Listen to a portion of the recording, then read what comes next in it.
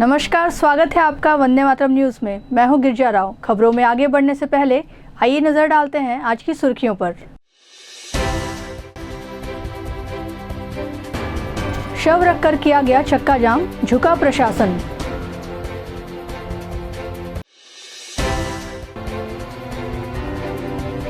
GM कार्यालय में तालाबंदी, मिला आश्वासन।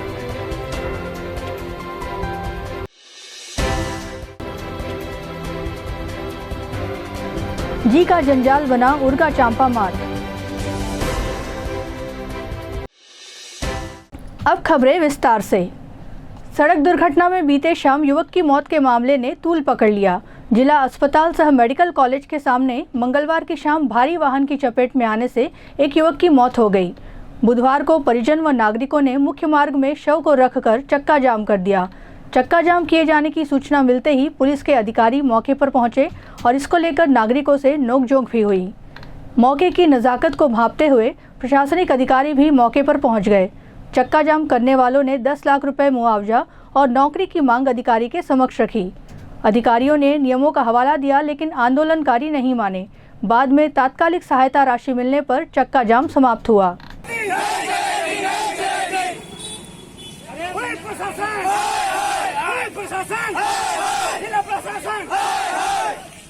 शासन के गुंडा कर दी, शासन के गुंडा कर दी।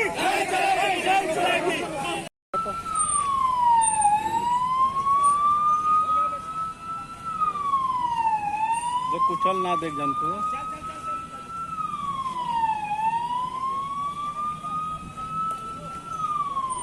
एम्बुलेंस वाले चमका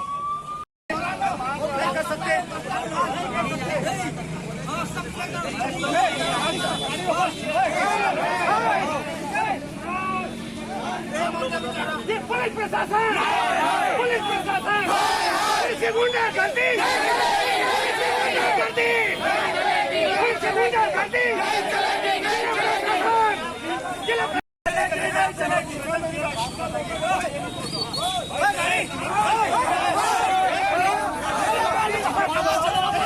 वापस चलिए, वापस चलिए। क्या हो रहा है?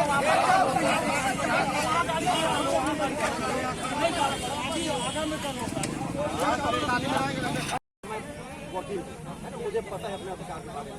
हम लोग अपना अधिकार मांगे थे, लेकिन आप लोग क्या किए, अधिकार के लिए हम लोग जुड़ाए हैं। उसके बाद भी आप लोग ना कोई नहीं सुनवाई दिए हैं और ये बोले हैं आप लोग कि आओ बात करते हैं, है ना। आगे रहते हैं वाली बात नहीं है सर। यहाँ पे हमारा कहीं ना कहीं सभी तरीके से हमारा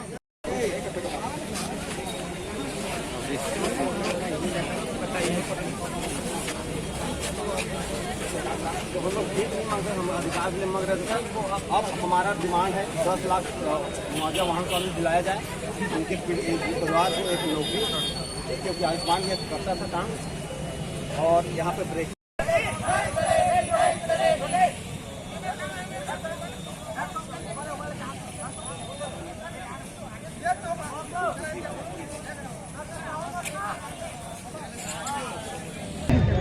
5:05 बजे की घटना है। विजय चावल गाड़ी यहाँ से कोसाबाड़ी से लापरवाही पूर्वक चलाते हुए ड्यूटी से घर जा रहा था। भाई कांसीराम पटेल जो पढ़ने पानी का निवासी है, तो यहाँ आयुष्मान मित्र के रूप में सुविधा में CMO ऑफिस में कार्यरत था। ड्यूटी से घर जा रहा था तो एक्सीडेंट कर दिया गया और मौके पर ही एक मौत हो गई उसकी मुआवजा हम लोग उसके 10 लाख जो महास्वामी है उससे मुआवजा की राशि मांग कर रहे थे। और एक उसके आश्रित परिजन है, उनको एक सुविधा या फिर जहाँ संस्था में काम कर रहा था उस विभाग में नौकरी, और जो शासन द्वारा हमारा अधिकार है तो आर्थिक सहायता राशि जो रोड दुर्घटना से जो होती है जो मुआवजा राशि प्रावधान है वो मुआवजा राशि। और ब्रिकेट यहाँ पे जो होता है अक्सर स्पीड से चलाते हैं वो आवाजाही है ना, और जो नो एंट्री जो रहते हैं उसमें भारी वाहन जो चलती है उस पर शासन द्वारा मुख्तार रोक लगाया जाए करके हमारा मांग है। तो उसमें सहायता राशि दिए हैं। शुरू में तो इनकार कर रहे थे कि हमारा नहीं है प्रावधान अभी, है ना, अब उसमें आदत से चलेगी तो देंगे करके, लेकिन अभी दिए हैं। और उसको नियमानुसार कलेक्टर के पास भेजेंगे आवेदन करके, लिखित दिए उसको बोले हैं। और क्या बोलते हैं, जो वहाँ स्वामी पकड़ाएगा तो उससे हम लोग चर्चा करके राशि दिलवाएंगे करके आश्वासन दिए।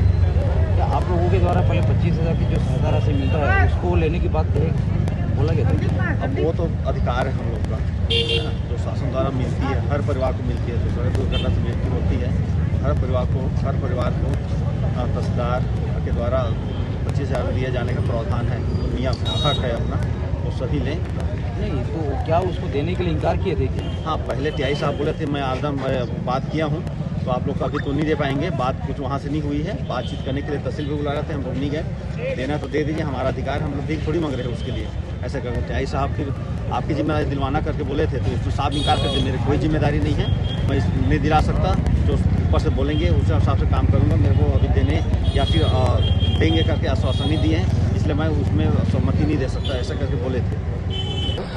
अभी उनके बीच में बातचीत हो गई है। उन लोग सरकारी शासकीय जो राहत है उसको ले लिए हैं, वो उनको प्रदान की गई है और नौकरी वोकरी की मांग की है, उसके लिए बातचीत की जाएगी बाद में। साहब उनका कहना था कि चक्का जाम करने की नौबत ही नहीं आती अगर 25,000 जो सरकार से जो मिलने वाली जो राशि 25,000 रुपये सहायता राशि अगर उस समय मिल जाती तो चक्का जाम करने की नौबत ही नहीं है। एक अधिकारी के द्वारा बोला गया कि मैं नहीं दिला सकता, इसकी वजह से चक्का जाम हुआ। परिजनों का आरोप है। भाई किसी भी अधिकारी पुलिस से पूछोगे तो पुलिस को जो जानकारी रहेगा वो बताएगा। पुलिस प्रशासन पैसा नहीं देती है, तो शासन के द्वारा का फंडिंग रहता है, वहाँ से मिलता है। जिसको अधिकार रहता है वही आगे आके उसकी पूर्ति करते हैं। आज ऋषि मुख्य मार्ग में काशीराम जी का सड़क दुर्घटना में निधन हो गया, जिसके कारण व्यथित जो परिजन थे उन्होंने सड़क रोककर चक्का जाम किया था। उनके द्वारा हमें मांगों को लिखित में प्रस्तुत किया गया है। उनके सभी मांगों को हम कलेक्टर साहब की ओर मूलतः अग्रेसित करेंगे और नियमानुसार जो भी विभागीय कार्यवाही होगी, शासन के द्वारा जो भी नियम निर्देश के तहत उनके परिजनों को जो भी दिया जा सकेगा वो सब सहायता उपलब्ध कराया जाएगा। और शासन के नियमानुसार जो 25,000 की तत्कालीन सहायता राशि होती है वो हमने उनके पिताजी को तत्कालिक रूप से सहायता प्रदान कर दी है, जिससे तत्कालिक रूप से क्रियाक्रम में उनको सहयोग मिलेगा। और इस प्रकार से सभी को परिजन सहमत हो गए हैं और चक्का जाम को समाप्त करने के लिए उन्होंने स्वीकृति दे दी है। सर ये भी जानकारी मिली है कि वो तो चक्का जाम करने के लिए तैयार ही नहीं थे, उनको तो पहले 25,000 की मुआवजा राशि उनको पहले मिल जाता, तो ये चक्का जाम की नौबत ही नहीं है। क्या शासन के पास 25,000 रुपये नहीं था? चूँकि जो ये इसमें तत्कालिक रूप से फंड नहीं होता है और मुझे तो अभी तुरंत ही ये खबर मिला है, मुझे इसके बारे में पर्याप्त जानकारी नहीं है कि इससे पहले क्या बात हुई है। एससीएल कुसमुंडा महाप्रबंधक कार्यालय का किसान सभा और भू विस्थापित रोजगार एकता मंच के नेतृत्व में घेराव किया गया। रोजगार, मुआवजा, पुनर्वास जैसी मांगों को लेकर महाप्रबंधक कार्यालय के मुख्य द्वार पर तालाबंदी कर दी गई। तालाबंदी किए जाने के बाद प्रबंधक द्वारा लिखित आश्वासन दिया गया, जिसके बाद आंदोलन को स्थगित किया गया है और मांग पूरी नहीं होने पर फिर से आंदोलन की चेतावनी दी गई है। अभी तो ये अंगड़ाई है, आगे और लड़ाई है। अभी तो ये अंगड़ाई है, आगे और लड़ाई है। सही खरीदार को रोजगार देना होगा, देना होगा, देना होगा। सही खरीदार को रोजगार देना होगा, देना होगा, देना होगा। आज भूस्थापितों के लंबित रोजगार प्रकरणों की समस्या को लेकर कुसमुंडा महाप्रबंधक कार्यालय में तालाबंदी किया गया था, जो सुबह 8 बजे चालू हुआ, करीब 1:30 बजे तक चला।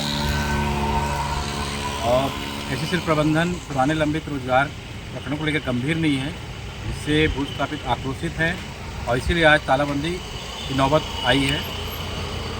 एससीएल प्रबंधन ने उच्च स्तरीय बैठक 14 तारीख को करने का आश्वासन लिखित में दिया है, जिसके बाद ये आंदोलन समाप्त आज हुआ है।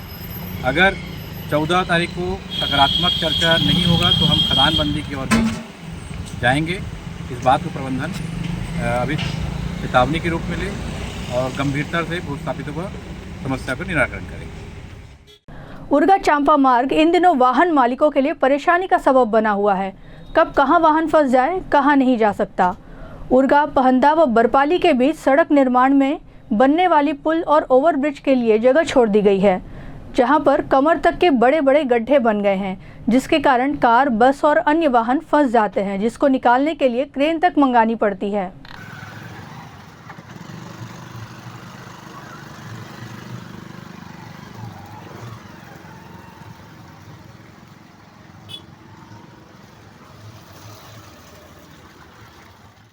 वृंदावन से भागवत कथा करने पधारे आचार्य अतुल कृष्ण महाराज ने कहा कि बंदर से मानव बनने की थ्योरी गलत है।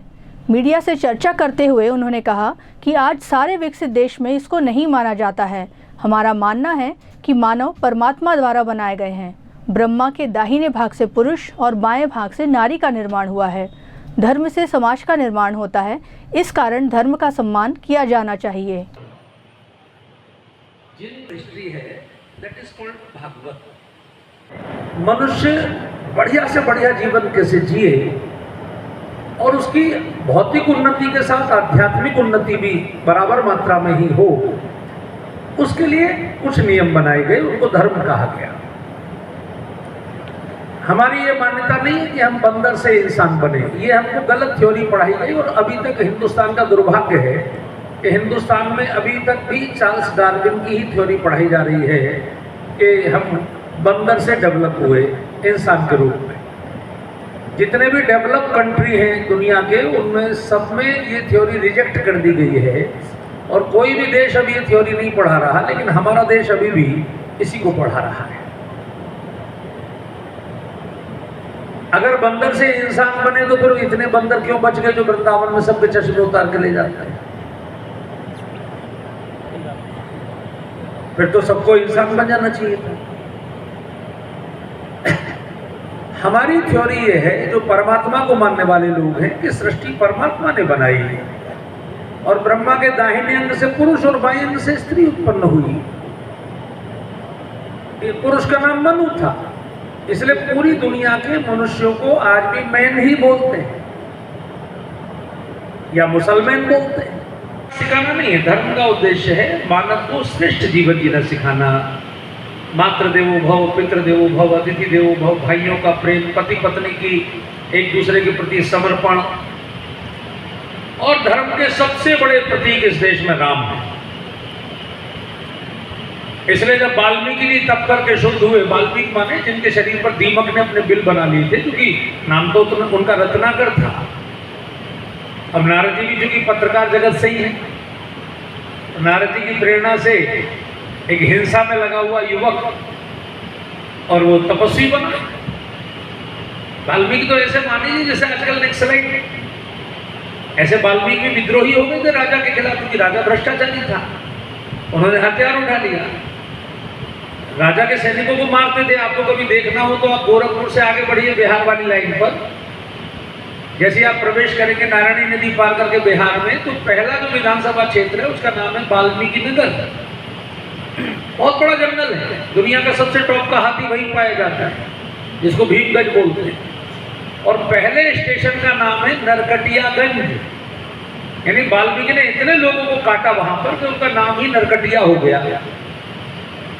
तो नारद जी ने उन्हें समझाया कि यार तू अपने लोगों को तो मार रहा है, ये जो फोर्स में लड़के भर्ती करता है राजा, ये तो तुम्हारे भाई हैं, बेचारे सैलरी के लालच में भर्ती होते और तुझसे लड़ने भेज देते, और तू अपने लोगों को मारता है। राजा तक तो तू पहुंचता, राजा तो पटना में रहता है, तू यहाँ जंगल में रहता है।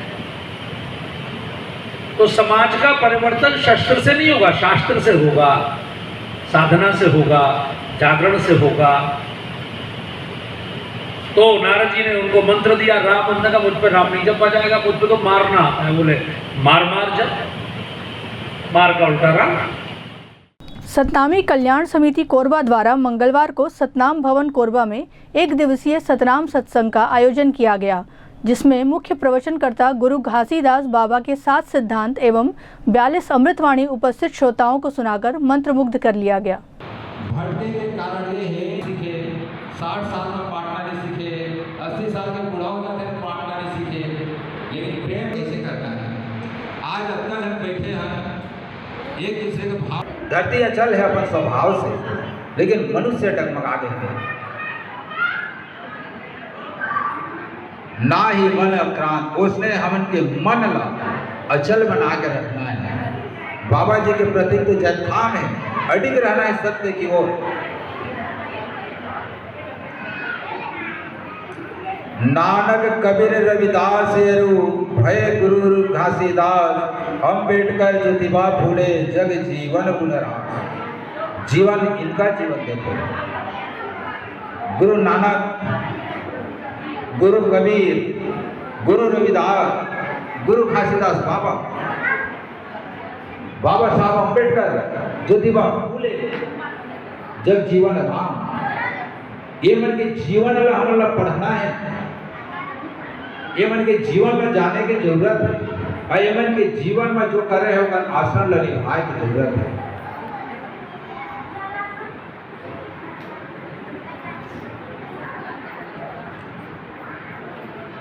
सत्य नाम नश्वर है, शेष ही नश्वर जान, सत्य धार रवि शशि गति, नखत अंतरिक्ष प्रमाण। जिले में पुलिस द्वारा सजग अभियान के तहत ताबड़तोड़ कार्यवाही अवैध रूप से कारोबार करने वालों पर की जा रही है। इसी कड़ी में दर्री थाना क्षेत्र अंतर्गत बंद पड़े बीसीपीपी प्लांट से चोरी करने वाले सुरक्षा गार्ड व अन्य आरोपियों को पुलिस ने पकड़ा। इसी तरह दीपका में एक ट्रक एवं टेम्पो वाहन में भरा हुआ कबाड़ जब्त किया गया।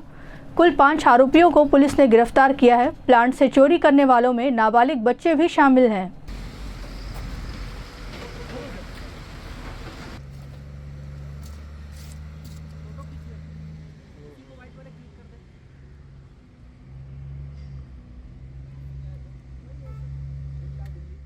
शहर में विराजित गणेश प्रतिमाओं का दर्शन आपके टीवी स्क्रीन पर वंदे मातरम न्यूज की टीम द्वारा कराया जा रहा है। पंडालों में गूंजते भजन और विद्युत झालरों की सजावट आकर्षण का केंद्र बने हुए हैं, जिसमें Rani gate, range office Sitamarhi, चिमनी भट्टा आदि स्थानों की स्थापित प्रतिमाएं शामिल हैं।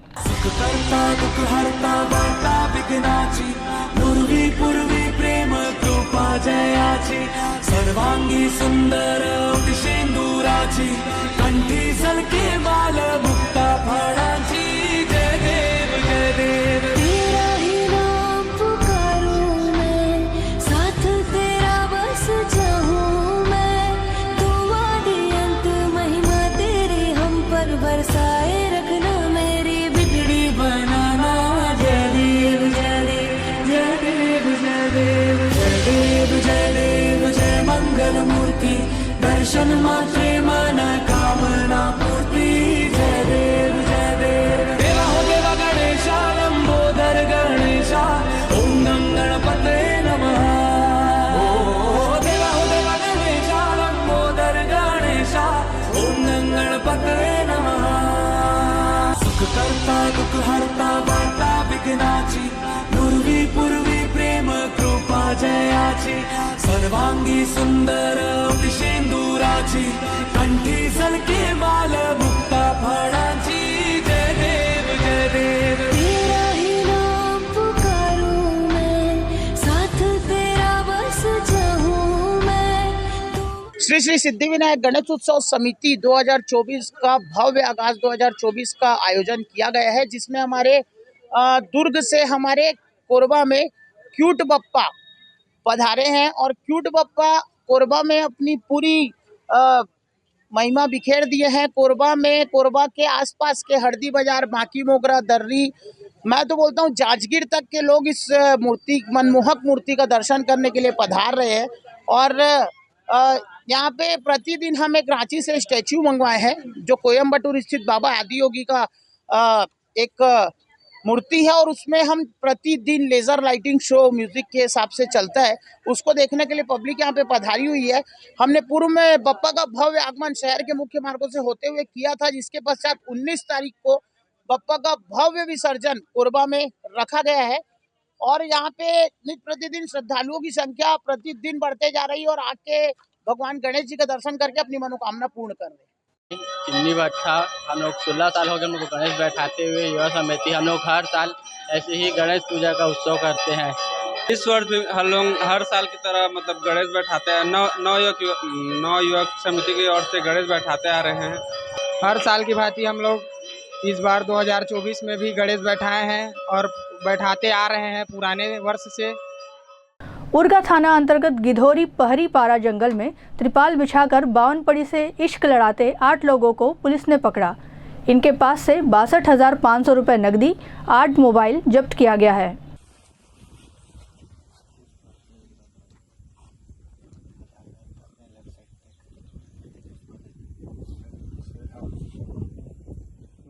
अब वक्त हो चला है हमारे खास और ज्ञानवर्धक कार्यक्रम बूझो तो जाने का। यह आम जनता से जुड़ने का हमारा प्रयास है, जिसमें हर क्षेत्र से सवाल पूछे जाएंगे और सही जवाब देने वालों को दिया जाएगा आकर्षक उपहार।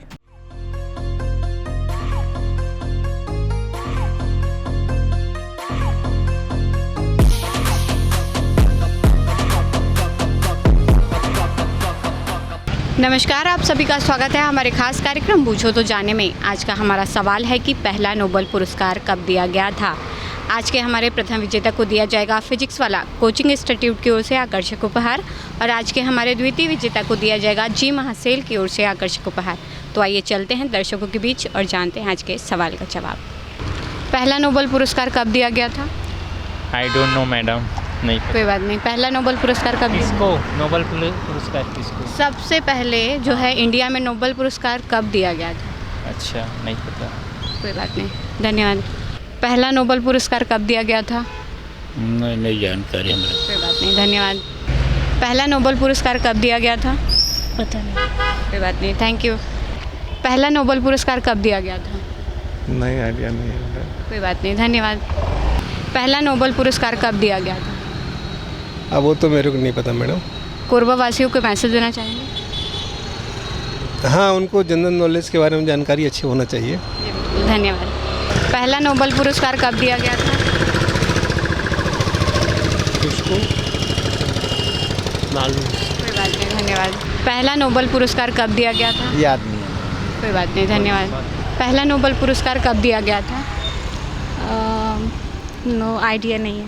कोरबा वासियों को मैसेज देना चाहेंगे? हाँ, ये ज़रूर मैसेज देना चाहूँगी कि हमारे यहाँ पे सिविल सर्विसेज के लिए कुछ अच्छी कोचिंग नहीं है, तो अगर जो सिविल सर्विसेज करना चाहते हैं तो ये चाहूँगी कि थोड़ी अच्छी कोचिंग की व्यवस्था की जाए और फीस मतलब थोड़ा मॉडरेट रखा जाए, ताकि जो मिडिल क्लास के बच्चे हैं वो भी थोड़ा अच्छा मतलब कोचिंग से अपना फ्यूचर मतलब थोड़ा ब्राइट कर सकें। Thank you. पहला नोबेल पुरस्कार कब दिया गया था?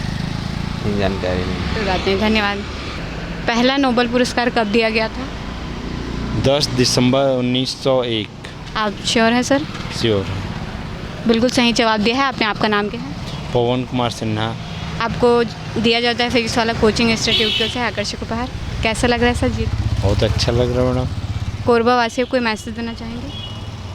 सुखद गणेश अभी पूजा चल रहा है, उसमें सारे लोग को आना चाहिए। आरती के समय में पूरे फैमिली पूरे परिवार के साथ जाना चाहिए, यही है। ठीक है, धन्यवाद सर। पहला नोबेल पुरस्कार कब दिया गया था? 1901 में। बिल्कुल सही जवाब दिया है आपने। आपको दिया जाता है जी महासेल की ओर से आकर्षक उपहार। आपका नाम क्या है सर? अंकित पाठक। कोरबा वासियों को मैसेज देना चाहेंगे? हाँ, गणेश चतुर्थी सभी कोरबा वासियों को शुभकामनाएं। जी बिल्कुल, धन्यवाद। आज का हमारा सवाल था कि पहला नोबेल पुरस्कार कब दिया गया था, जिसका सही जवाब है 10 दिसंबर 1901। 10 दिसंबर 1901 में पहला नोबेल पुरस्कार प्रदान किया गया था। आज के हमारे प्रथम विजेता रहे हैं पवन सिन्हा, जिन्हें दिया गया है फिजिक्स वाला कोचिंग इंस्टीट्यूट की ओर से आकर्षक उपहार। और आज के हमारे द्वितीय विजेता रहे हैं अंकित पाठक, जिन्हें दिया गया है जी महासेल की ओर से आकर्षक उपहार। आज के लिए बस इतना ही। कल फिर मिलते हैं एक नए सवाल और जवाब के साथ। बने रहें वंदे मातरम न्यूज़ के साथ। तब तक के लिए नमस्कार। खबरों का सिलसिला यूं ही जारी रहेगा। देखते रहिए वंदे मातरम न्यूज़। मिलते हैं अगले बुलेटिन में, तब तक के लिए नमस्कार।